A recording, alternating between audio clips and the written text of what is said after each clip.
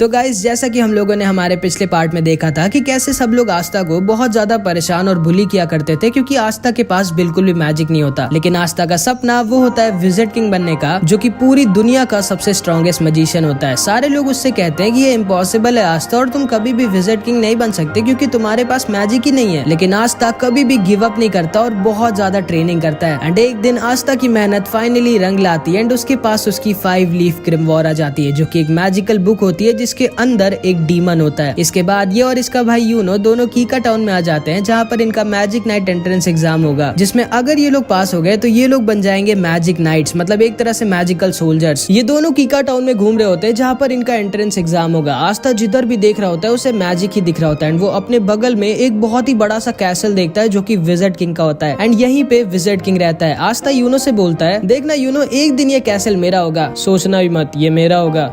ये तो वक्त ही बताएगा कि हम दोनों में से कौन विजिट किंग बनेगा। इसके बाद हम देखते हैं आस्था, यूनो और बहुत सारे लोग एंट्रेंस एग्जाम देने आए होते हैं। एंड आस्था सबसे पागलों की तरह कह रहा होता है, हेलो दोस्तों, मैं एक दिन विजिट किंग बनूंगा। एंड ताकि यूनो की बेइज्जती ना हो इसलिए वो ऐसे एक्टिंग कर रहा होता है जैसे वो आस्था को जानता ही नहीं है। आस्था यूनो दोनों एंट्रेंस गेट पर पहुंच जाते हैं। एंड यूनो जब अपनी 4 लीफ ग्रिमवॉर दिखाता है तो सारे के सारे लोग शॉक्ड रह जाते हैं कि आखिर कौन है ये लड़का जिसके पास 4 लीफ ग्रिमवॉर है। एंड गार्ड उसे गेट के अंदर जाने देता है। लेकिन जब आस्था अपनी ग्रिमवॉर दिखाता है तो गार्ड को यकीन ही नहीं होता कि ये कोई ग्रिमवॉर है भी कि नहीं, क्योंकि आस्था की 5 लीफ ग्रिमवॉर इतनी ज्यादा रेयर होती है कि उसके बारे में कोई जानता ही नहीं है। लेकिन आस्था की बहुत ज्यादा रिक्वेस्ट करने के बाद गार्ड आस्था को भी अंदर जाने देता है। आस्था के पीछे एक लड़का खड़ा होता है जो बोलता है, ये लड़का काफी फनी लग रहा है मुझे। सारे के सारे बच्चे एंट्रेंस लॉबी में खड़े होते हैं। एंड यहाँ पर जिसके पास जितनी कम मैजिकल पावर होती है उसके पास उतनी ज्यादा मैजिक बर्ड्स आती हैं। एंड यूनो के पास एक भी मैजिक बर्ड नहीं आती। एंड सारे लोग सोच रहे होते हैं कि आखिर कौन है ये इतना स्ट्रॉन्ग मैजिशियन जिसके पास एक 4 लीफ ग्रिमवॉर भी है, इतनी स्ट्रॉन्ग मैजिकल पावर है कि एक भी चिड़िया इसके पास नहीं आ रही। एंड आते यूनो के पीछे 2-3 लड़कियां पड़ जाती है और हमारे बेचारे आस्था के पीछे ढेर सारी मैजिक बर्ड्स। एंड सारे लोग आस्था के ऊपर हंस रहे होते हैं कि लोग कौन है ये लड़का जिसके पीछे आधे से ज्यादा चिड़िया पड़ गई है। आस्था भागते भागते अचानक से एक आदमी से लड़ जाता है। एंड ये आदमी बहुत ही ज्यादा बड़ा और ताकतवर दिख रहा होता है। आस्था को लगता है कि ये भी कोई बच्चा है शायद जो एंट्रेंस एग्जाम देने आया है। एंड वो इससे पूछता है, तुम्हें लगी तो नहीं ना दोस्त? एंड ये आदमी आस्था का सिर पकड़कर उसको उठा लेता है और अपने हाथों से उसका सर पीसने वाला होता है और उससे कहता है, तुम जानते नहीं हो क्या मैं कौन हूँ? एंड ये आदमी कोई और नहीं बल्कि एक magic night squad black bulls का कैप्टन यामी होता है, जो कि सारे के सारे मैजिक नाइट स्क्वाड्स की सबसे बेकार स्क्वाड होती है। एंड आस्था बेचारा आते ही एक मैजिक नाइट स्क्वाड के कैप्टन से ही पंगा ले लेता है। यामी आस्था का सर पीसने वाला होता है, लेकिन तभी यामी के स्क्वाड के 2 मेंबर्स वहाँ पर आ जाते हैं, फिनरल और गॉर्डन। फिनरल बहुत ही बड़ा ठरकी होता है और गॉर्डन बहुत ज्यादा शांत और अच्छा होता है। फिनरल यामी से कहता है, अब यहाँ क्या कर रहे हो, जल्दी चलिए इवेंट स्टार्ट होने वाला है। जिस पे यामी बोलता है, अरे कुछ नहीं, मैं बस ऊपर जाने का रास्ता भूल गया था। एंड तभी एंट्रेंस एग्जाम स्टार्ट हो जाता है। एंड यामी आस्था को छोड़कर वहाँ से चला जाता है। आस्था खड़ा होता है, तभी उसके पास ये लड़का दोबारा से आता है जिसका नाम सेक्के होता है। एंड वो आके आस्था से दोस्ती कर लेता है। एंड तभी वहाँ पर सारे के सारे 9 मैजिक नाइट स्क्वाड्स के कैप्टन आ जाते हैं। एंड ये सारे के सारे बहुत ज्यादा स्ट्रॉन्ग होते हैं। एंड कहा जाता है कि पूरी दुनिया में इन सबसे स्ट्रॉन्ग सिर्फ एक आदमी है जो कि खुद विजिट किंग है। इस कैप्टन का नाम विलियम होता है और ये गोल्डन डॉन का कैप्टन होता है। एंड इसकी स्क्वाड वर्ल्ड की नंबर 1 स्क्वाड होती है। एंड सभी का सपना इसकी स्क्वाड ज्वाइन करने का होता है। और वहीं पर यामी की स्क्वाड ब्लैक बुल सबसे खराब होती है और उसमें कोई भी नहीं जाना चाहता। आस्था सेक्के से पूछता है, विजिट किंग कहाँ है? जिसपे सेक्के आस्था से बोलता है, विजिट किंग थोड़ी ना इन सब छोटे मोटे इवेंट्स में आएंगे, वो हमारे किंगडम के किंग है, उनके पास और भी ज्यादा इंपॉर्टेंट काम होते हैं। विलियम सबसे कहता है, टाइम आ चुका है तुम सबके एग्जाम को स्टार्ट करने का। एंड वो अपना मैजिक यूज करता है। एंड आसमान से एक बहुत ही बड़ा पेड़ नीचे आ जाता है। एंड सारे के सारे कैंडिडेट्स को एक एक मैजिकल ब्रूम दे देता है, मतलब एक जादुई झाड़ू। ये तुम लोगों का पहला टेस्ट होगा और तुम सबको अपनी मैजिक पावर से उड़ना होगा। सारे के सारे बच्चे अपनी मैजिक पावर से उड़ने की कोशिश करते हैं और सारे कैप्टन सबको ऑब्जर्व कर रहे होते हैं। यूनो सबसे ऊपर उड़ रहा होता है और सारे के सारे कैप्टन्स को इम्प्रेस कर देता है। वहीं पर हमेशा की तरह आस्था बेचारा उड़ना तो छोड़ो, कूद भी नहीं पा रहा होता है इस झाड़ू को पकड़ के। तभी इन सारे कैप्टन्स में से एक कैप्टन नीचे जाकर एक लड़की को डांटता है जो इसकी बहन होती है। एंड ये इससे कहता है, तुम ये एग्जाम देने क्यों आई हो? सिल्वर फैमिली की बेइज्जती मत करो, तुम ये एग्जाम पास नहीं कर पाओगी, चुपचाप घर लौट जाओ। एंड फिर वो वहां से चला जाता है। एंड इस लड़की का नाम नोएल होता है। सेक्के आस्था से बोलता है, ट्राई करते रहो आस्था, तुम ये कर सकते हो। लेकिन हम सब ये जानते हैं कि आस्था ये नहीं कर सकता क्योंकि उसके पास मैजिक है ही नहीं। एंड इस वाले और इसके बाद की हर टेस्ट में आस्था बहुत ज्यादा खराब करता है। इसके बाद विलियम सबसे कहता है,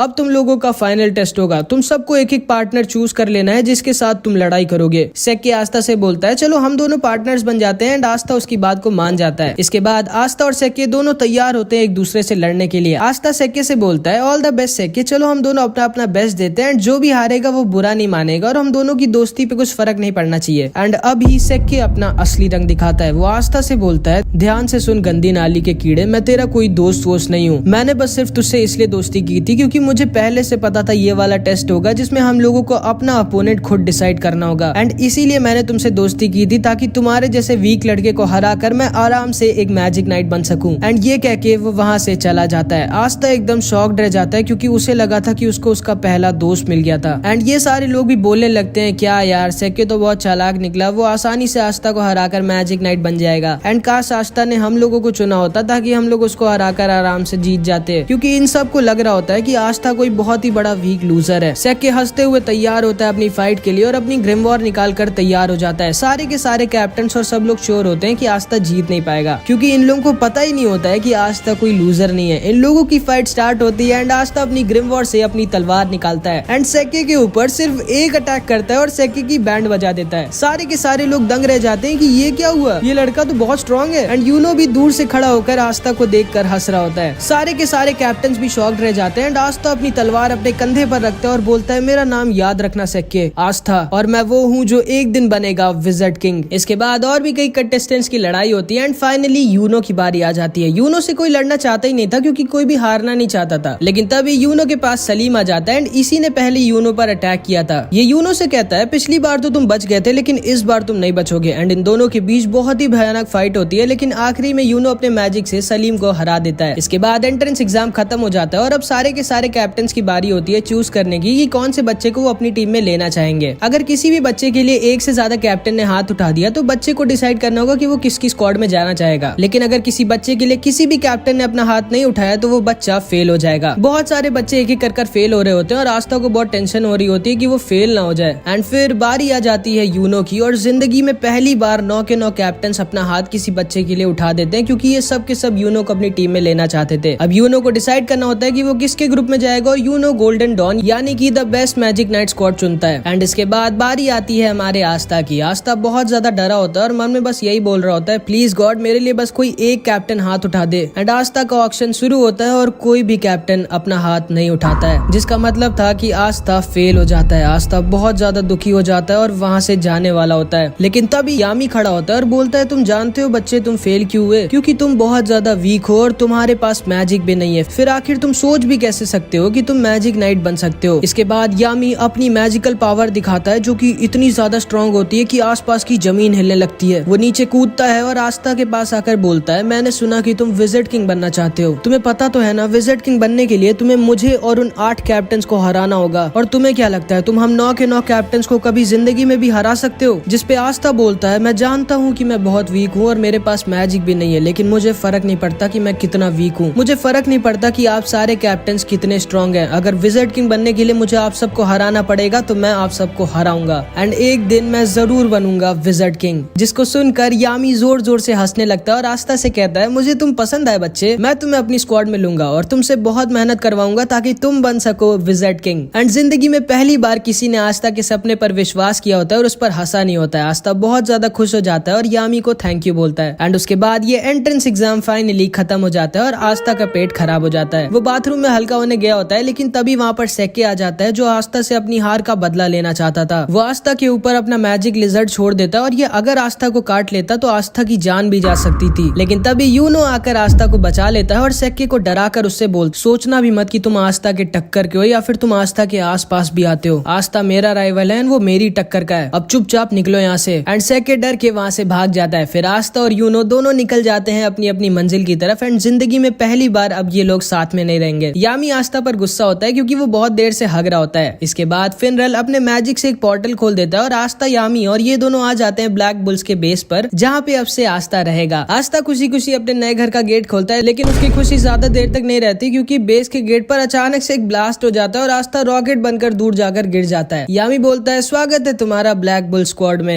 एंड इधर यूनो से एक उसका सीनियर जिसका नाम क्लॉस होता है वो बोल रहा होता है मुझे यकीन नहीं होता तुम्हारे जैसे गरीब लड़के को जो किसी रॉयल फैमिली का भी नहीं है उसको विलियम जेम्स सर ने गोल्डन डॉन में रख लिया। सोचना ही मत कि तुम अपनी जिंदगी यहाँ पर कभी मजे में बिता पाओगे। एंड ये कह के वो वहाँ से चला जाता है। एंड इधर आस्था अपने नए टीममेट से मिलता है और समझ जाता है ये सब के सब हिले हुए हैं। यामी सबसे चिल्लाकर बोलता है तोड़ फोड़ करना बंद करो तुम लोग। एंड वो खुद पीछे की दीवार तोड़ देता है। ये सारे के सारे यामी को देखकर बहुत खुश हो जाते हैं और यामी सबको आस्था से मिलाता है। आस्था सबसे बोलता है मेरा नाम है आस्था और मैं हाजे विलेज से आया हूँ। जिसको सुनकर ये सबके सब शॉक्ड रह जाते हैं कि आस्था इतने छोटे से गाँव से आया है और इतना गरीब है, लेकिन फिर भी उसने मैजिक नाइट एंट्रेंस एग्जाम पास कर लिया। फिर फिनरल आस्था को बाकी लोगों से मिलाता है। इस लड़की का नाम वेनेसा होता है एंड ये 1 नंबर की पियक्कड़ होती है। एंड ये आस्था के पास आकर बोलती है तो तुम्हारा नाम आस्था है, तुम्हें एक गर्लफ्रेंड चाहिए क्या? जिसको सुनकर आस्था बहुत शर्मा जाता है, लेकिन वो मना कर देता है क्योंकि वो सिस्टर लिली से ही प्यार करता है। एंड शायद वेनेसा ने थोड़ी ज्यादा पी रखी थी क्योंकि वो आस्था के सामने ही उल्टी कर देती है। फिर फिनरल आस्था को लक से मिलाता है जिसको लड़ाई करना बहुत ज्यादा पसंद होता है। एंड लक आस्था से पूछता है बताओ लड़ाई करोगे क्या मुझसे? एंड तभी आस्था के पास एक दूसरा लड़का आ जाता है और आस्था से कहता है ओए ये मेरी बहन है मारी और इससे दूर रहना वरना मैं तुम्हें मार डालूंगा। जिसपे आस्था कहता है मैं जानता भी नहीं हूँ ये लड़की कौन है भाई। इस लड़के का नाम ग्लॉच होता है एंड ये अपनी बहन से बहुत ज्यादा प्यार करता है, बहुत ही ज्यादा। एंड फिर वो बाकी के मेंबर से भी मिलता है। यामी बोलता है जिसको भी आस्था का टेस्ट लेना है जल्दी जल्दी ले लो। जिसको सुनकर उसके सामने मैग्मा खड़ा होता है और कहता है ठीक है मैं तुम्हारा टेस्ट लूंगा ये देखने के लिए कि तुम ब्लैक बुल्स ज्वाइन करने के लायक हो या नहीं, क्योंकि मुझे नहीं लगता कि तुम्हारे जैसा लड़का जो एक रॉयल फैमिली का भी नहीं है और एक गाँव से आया वो डिजर्व करता है मैजिक नाइट बनना। एंड अगर तुम मेरे टेस्ट में पास हो जाओगे तो तुम्हें मिलेगा ये मैजिकल रोब और तुम फाइनली एक मैजिक नाइट बन जाओगे। तो बोलो तुम्हें चाहिए ये ब्लैक बुल्स का रोब? हाँ चाहिए मुझे, अभी क्या भी चाहिए। फिर मैग्मा आस्था का टेस्ट लेता है एंड पहले तो उससे बहुत मुश्किल एक्सरसाइजेस करवाता है, लेकिन आस्था बचपन से ये सब करता आ रहा था तो वो आसानी से सब कर लेता है। एंड उसके बाद मैग्मा आस्था से कहता है ये तुम्हारा फाइनल टेस्ट और मैं अब तुम पर अटैक करूंगा और तुमको मेरे अटैक से बचना होगा। एंड फिर मैग्मा उस पर अपने मैजिकल फायर बैट बॉल से अटैक करने लगता है। एंड आस्था आसानी से उसके अटैक्स डॉज कर रहा होता है जिसपे मैग्मा थोड़ा गुस्सा हो जाता है। वो उसके ऊपर एक बहुत ही बड़ा और फास्ट फायर बॉल से अटैक कर देता है जिसको आस्था डॉज नहीं कर सकता था क्योंकि वो इतनी ज्यादा फास्ट और बड़ी थी। लेकिन तभी आस्था अपनी ग्रिमवॉर्ड से अपनी तलवार निकालता है और उसकी तलवार को देखकर सारे के सारे लोग शॉक्ड रह जाते हैं कि ये इतनी बड़ी तलवार उठाया कैसे हुआ है। एंड आस्था अपनी तलवार को बैट की तरह यूज करता है एंड मैग्मा के अटैक को वापस उसी के पास भेज देता है। यामी आस्था से बहुत इंप्रेस हो जाता है क्योंकि ना तो सिर्फ आस्था अपनी तलवार से किसी के मैजिक को कैंसिल या फिर खत्म कर सकता है, बल्कि वो मैजिक अटैक्स को डिफ्लेक्ट करके वापस भी भेज सकता है। एंड ये सारे के सारे लोग समझ जाते हैं कि आस्था कोई ऐरा गहरा नहीं बल्कि काफी स्ट्रॉन्ग मैजिशियन है। मैग्मा भी आस्था के पास आता है और उसकी तारीफ करता है और उससे कहता है माफ करना मैंने ये बोला था कि तुम छोटे से गांव से आए हो, असल में जो तुम्हारे गांव के बगल वाला गांव है मैं वहाँ का हूँ। जिसको सुनकर आस्था शॉक्ड रह जाता है एंड ये सारे के सारे लोग भी आस्था की तारीफ करने लगते हैं। चार्मी भी आस्था को अपना केक दे देती है एंड आस्था की सबसे थोड़ी बहुत दोस्ती हो जाती है। एंड ऊपर से एक लड़की चुपचाप आस्था को देख रही होती है एंड वो आस्था पर पता नहीं क्यों बहुत ज्यादा गुस्सा होती है। एंड फिर आस्था को फाइनली मिल जाती है उसकी ब्लैक बुल्स की रोब, जिसका मतलब था कि आस्था अब ऑफिशियली एक मैजिक नाइट बन चुका है और अब यहाँ से आस्था की जिंदगी का एक नया सफर स्टार्ट हो जाता है। मैग्मा आस्था को उसका नया कमरा दिखाता है और उससे कहता है माफ करना यही एक बेकार सा कमरा खाली पड़ा है। लेकिन आस्था इतना बेकार सा कमरा पाके भी बहुत खुश हो जाता है क्योंकि जिंदगी में पहली बार उसको उसका खुद का कमरा मिला होता है एंड वो खुशी के मारे रोने लगता है। तुम्हें सच में कमरा पसंद आया आस्था? हाँ बहुत पसंद आया। चर्च में हम सारे के सारे इससे भी छोटे कमरे में साथ में सोते थे और अब तो मेरे पास खुद का एक कमरा है। एंड आस्था अपने कमरे की सफाई करने लग जाता है। इसके बाद आस्था और यूनो दोनों वापस चर्च भेजने के लिए एक एक लेटर लिखते हैं ये बताने के लिए कि वो लोग पास हो गए। यूनो का लेटर पढ़ के फादर और सारे लोग बहुत खुश हो जाते हैं और पार्टी की तैयारी करने लगते हैं। एंड आस्था की राइटिंग इतनी गंदी होती है कि कोई समझ ही नहीं पा रहा होता है कि उसने लिखा क्या है। फादर सिस्टर लिली से कहते हैं देखो उसमें क्या लिखा है, कब तक वापस आ रहा है आस्था, क्योंकि वो जरूर से पास तो नहीं हो पाया होगा। इसमें लिखा है कि वो पास हो गया। क्या? सारे के सारे चर्च के लोग शॉक्ड रह जाते हैं कि आस्था कैसे पास हो गया। मैक्स, सिस्टर लिली सब के सब बहुत ज्यादा खुश हो जाते हैं। बस फादर थोड़ा सा दुखी हो जाते हैं क्योंकि अब आस्था उनके पास वापस नहीं आएगा। आस्था सुबह सुबह खुशी खुशी उठता है और अपनी रोब पहनकर तैयार हो जाता है और जैसे ही वो अपने कमरे से बाहर निकलता है खंबे से लड़ जाता है। मैग्मा वहाँ आता है और पूछता है तुम ठीक तो हो ना बच्चे? हाँ सेंपाई मैं ठीक तो हूँ, लेकिन कल ये खंबा यहाँ पर नहीं था, आज अचानक से कैसे आ गया? ओ ये असल में हम लोगों का कैसल अपने आप शेप बदलता रहता है। जैसे कल हम लोग दूसरी मंजिल पे थे, आज हम लोग चौथी मंजिल पे हैं। तुम्हें थोड़े दिनों में इसकी आदत लग जाएगी। उसके बाद मैग्मा आस्था को पूरे कैसल में घुमाता है, किचन,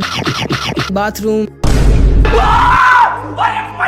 लड़कियों का बेडरूम जहाँ पे वो लोग नहीं जा सकते थे, और यामी के पेट्स के पास जो कि बेसमेंट में लॉक होते हैं। मैग्मा बोलता है ठीक है आस्था, आज तक इन सब की देखभाल मैं करता था और मुझे बहुत दुख के साथ कहना पड़ रहा है कि आज से तुम इन लोगों की देखभाल करोगे और इनका अच्छे से ख्याल रखना, क्योंकि यामी सर छोड़ेंगे नहीं तुमको अगर इनको कुछ भी हुआ तो। एंड आस्था यामी के पेट्स को खाना खिलाने के लिए आगे बढ़ता है, लेकिन ये पेट्स खाने को नहीं आस्था को खाना चाहते थे। वो दोनों वहाँ से भाग जाते हैं और हॉल में रेस लगाने लगते हैं, लेकिन तभी उनके सामने वही लड़की आ जाती है जो कल आस्था को ऊपर से देख रही होती है। एंड ये लड़की कोई और नहीं बल्कि नोएल होती है। एंड यामी ने आस्था के साथ इसको भी अपनी स्क्वाड में लिया होता है। मैग्मा बोलता है आस्था, इसने भी तुम्हारी तरह कल ही ब्लैक बुल्स ज्वाइन किया है। आस्था आगे बढ़ता है और नोएल से हैंडशेक करने के लिए अपना हाथ आगे बढ़ाता है, लेकिन नोएल उससे हाथ नहीं मिलाती और बोलती है किसने तुम्हें परमिशन दी मुझसे बात करने की गरीब कीड़े, जिसको सुनकर आस्था गुस्सा हो जाता है। फिर ये लड़की बोलती है मैं हूँ नोएल सिल्वा, रॉयल फैमिली की। एंड नोएल सिल्वर फैमिली की होती है जिसका ये कैप्टन भी था, और इनकी रॉयल फैमिली पूरे किंगडम में नंबर 2 पर आती है विलियम की फैमिली के बाद। आस्था गुस्से से बोलता है कीड़ा किसको बोल रही हो तुम, यहाँ पर तुम कोई रॉयल नहीं हो, तुम भी मेरी तरह एक ब्लैक बुल्स की मेंबर हो और हम दोनों टीममेट्स हैं। नोएल आस्था पर गुस्सा हो जाती है और वो उसके ऊपर एक मैजिकल अटैक कर देती है, बट नोएल का निशाना इतना खराब होता है कि उसका अटैक जाकर मैग्मा को लग जाता है। मैग्मा उठता है और बोलता है मुझे क्यों मारा, मैं तो कुछ बोल भी नहीं रहा था। जिसपे नोएल बोलती है मुझे तुम पसंद नहीं हो इसलिए। क्या बोला तुमने, तुम्हें पता नहीं है कि मैं तुम्हारा सीनियर हूँ और तुम्हें सीनियर से कैसे बात करनी चाहिए। अगर तुमको ब्लैक बुल स्क्वाड में रहना है तो तुमको अपने सीनियर्स की इज्जत करनी होगी। जिसपे नोएल मैग्मा से कहती है मैं खुद नहीं आना चाहती थी स्क्वाड में। एंड वो ब्लैक बुल्स के रोप को उनके सामने फेंक कर वहाँ से चली जाती है। इसके बाद आस्था ऐसी अपने बेस के बगल वाले बगीचे में घूम रहा होता है, लेकिन तभी उसके ऊपर अचानक से एक वाटर अटैक आ जाता है। वो सोचता है अबे ये कहाँ से आया। वो थोड़ा सा अंदर जाता है तो देखता है नोएल प्रैक्टिस कर रही होती है, लेकिन वो चाहे जितना भी ट्रेन कर ले उसका निशाना कभी सही से लगता ही नहीं है। एंड इसीलिए उसकी रॉयल फैमिली में सब उसका मजाक उड़ाया करते थे, क्योंकि वो अपने सारे भाइयों बहनों में सबसे वीक थी। एंड जब वो पैदा हुई थी तभी उसकी मम्मी खत्म हो गई थी, इसलिए उसके भाई बहन उससे और ज्यादा नफरत करते थे। आस्था चुपकर नोएल को देख रहा होता है और तभी नोएल आस्था को देख लेती है। एंड आस्था को देखते ही नोएल को लगता है कि अब आस्था भी सबकी तरह उसका मजाक उड़ाएगा। एंड वो आस्था के ऊपर अपना अटैक करने लगती है, लेकिन वो अपने मैजिकल पावर संभाल नहीं पाती और खुद के ही मैजिकल अटैक में फंस जाती है। एंड क्योंकि नोएल रॉयल फैमिली की होती है इसलिए उसमें बहुत ज्यादा मैजिकल पावर होती है, एंड वो खुद के एक बहुत ही ज्यादा स्ट्रॉन्ग मैजिकल अटैक में फंस गई होती है। ये लोग भी बाहर आकर देखने लगते हैं कि नोएल खुद ही अपने मैजिक में फंस गई है। फिनरल बोलता है हमें जल्दी से कुछ करना होगा वरना नोएल खत्म हो जाएगी। जिसपे यामी बोलता है हम लोग इस पे कुछ नहीं कर सकते, क्योंकि अगर उस चीज पर हमने अपना मैजिक यूज किया तो हम लोग नोएल को भी हर्ट कर देंगे, एंड अभी केवल वही कुछ कर सकता है। फिनरल पूछता है कौन, एंड तभी नोएल के अटैक से आस्था सीधे उड़ के यामी के हाथों में आकर गिर जाता है। यामी बोलता है बिल्कुल सही टाइम पे आया तुम, मैं तुम्हें ही ढूंढ रहा था। अब वहाँ ऊपर जाओ और अपनी तलवार से नोएल के मैजिक को खत्म कर दो। आस्था कहता है हाँ वो तो ठीक है, लेकिन मैं वहाँ ऊपर जाऊंगा कैसे, तुम उसकी चिंता मत करो बच्चे। एंड यामी आस्था को उड़ाकर नोएल के पास फेंक देता है, एंड आस्था अपनी एंटी मैजिक से नोएल के मैजिक को खत्म कर देता है और नोएल को बचा लेता है। ये दोनों नीचे गिर रहे होते हैं, तभी फिनरल अपने मैजिक से इन दोनों को बचा लेता है। यामी जोर जोर से हंसने लगता है और आस्था से कहता है मुझे तुम बहुत पसंद हो लड़के। एंड तभी नोएल भी होश में आ जाती है। उसे लगता है कि आस्था उसके पास आकर अब सबकी तरह उसका मजाक उड़ाएगा कि वो सही से मैजिक यूज नहीं कर सकती, लेकिन आस्था उसके पास आकर उसकी तारीफ करने लगता है। वो उससे कहता है मुझे यकीन नहीं होता तुम्हारे पास कितना ज्यादा मैजिक पावर है। अगर तुम अपनी मैजिक पावर कंट्रोल करना सीख गई तो तुम बहुत ही ज्यादा स्ट्रॉन्ग हो जाओगी। एंड ये सारे के सारे लोग भी नोएल की तारीफ करने लगते हैं और उससे बोलते हैं चिंता मत करो, हम सब तुम्हारी मदद करेंगे ताकि तुम अपनी पावर्स को कंट्रोल करना सीख सको। नोएल भी बहुत खुश हो जाती है क्योंकि वो समझ जाती है कि उसको उसकी असली फैमिली से भी अच्छी फैमिली मिल गई है। आस्था फिर से नोएल की तरफ अपना हाथ बढ़ाता है और इस बार नोएल आस्था का हाथ पकड़कर खड़ी हो जाती है। एंड नोएल को